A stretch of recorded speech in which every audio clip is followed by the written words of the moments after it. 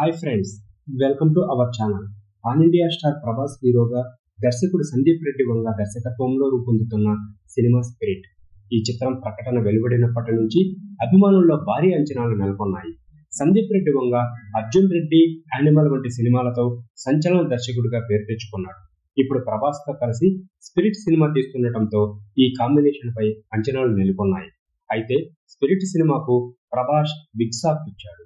ప్రభాస్ ప్రస్తుతం ది రాజాసాబ్ మరియు ఫౌజీ సినిమాల షూటింగ్ లో బిజీగా ఉన్నాడు. ది రాజాసాబ్ దర్శకుడు మారుతి హారర్ కామెడీ జానర్ లో రూపొందిస్తుండగా, ఫౌజీ సినిమాను హను రాఘవపూడి దేశభక్తి నేపథ్యంలో చారిత్రక డ్రామాగా తెరకెక్కిస్తున్నాడు. ఈ రెండు సినిమాల షూటింగ్ పూర్తయిన తర్వాతే స్పిరిట్ సినిమా సెట్స్ కు వెళ్తుందని భావించారు అభిమానులు. అయితే ఇప్పుడు కల్కి 2 షూటింగ్ షెడ్యూల్ ఈ ప్లాన్ మార్చేలా కనిపిస్తోంది. కల్కి 2 సినిమా నిర్మాత అశ్విని దత్ ఇటీవల ఒక ఇంటర్వ్యూలో కల్కి 2 షూటింగ్ గురించి కీలక వ్యాఖ్యలు చేశారు.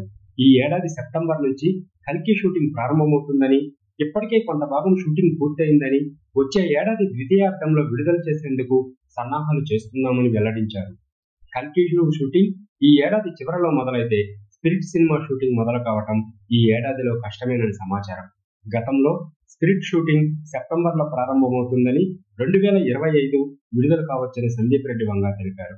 అయితే ప్రభాస్ షెడ్యూల్ కల్కికి ప్రాధాన్యత ఇవ్వడంతో స్పిరిట్ సినిమా షూటింగ్ వాయిదా పడింది.